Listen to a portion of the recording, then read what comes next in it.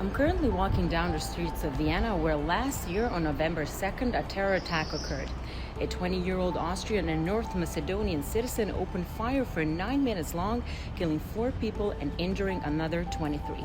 This sparked an outrage within the country and made anti-Muslim sentiments even stronger. I've asked Viennese of Muslim heritage what is their experience with Islamophobia and how did the terror attack impact their lives. After the terror attack, my neighbors didn't say hi to me, They looked at me quite differently than usual. And it just made me realize Islamophobia is still an issue. Meine Mutter, meine Freunde wollten nicht, dass ich rausgehe.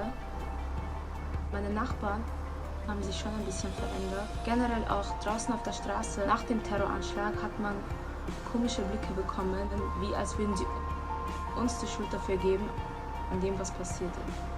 Wenn ich zum Beispiel in der S-Bahn sitze, höre ich Sachen wie Terrorist oder extremistischer Moslem. I had experiences with Islamophobia prior to that, but to this extent where people literally try to text you and call you just to tell you that you are murderer is really, really beyond me. Since the migration crisis in 2015 and the jihadist terrorist attacks in France, Spain and Germany, Muslims suffer from bad reputation in our societies.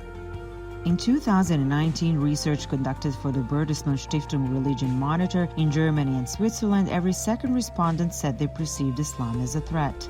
In Spain and France, about 60% think Islam is incompatible with the West.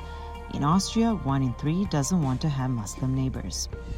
However, thanks to the Black Lives Matter protests last year, the ground is now fertile in Europe for anti-xenophobic activism and policies. Hashtag Hands on My Hijab is a good example. It's a Muslim women's response to protest against the French Senate's separatism bill to ban anyone under 18 for wearing the hijab in public spaces. Last year, Austria tried introducing a headscarf ban for girls in elementary school, but the Constitutional Court lifted the ban because the regulation singled out one religion, in this case, Islam. EU legislation classifies anti-Muslim racism as racism. It's not a temporary or transitional phenomenon. It is a social pandemic that burrows into the structures of society, infiltrating and disintegrating all areas of life.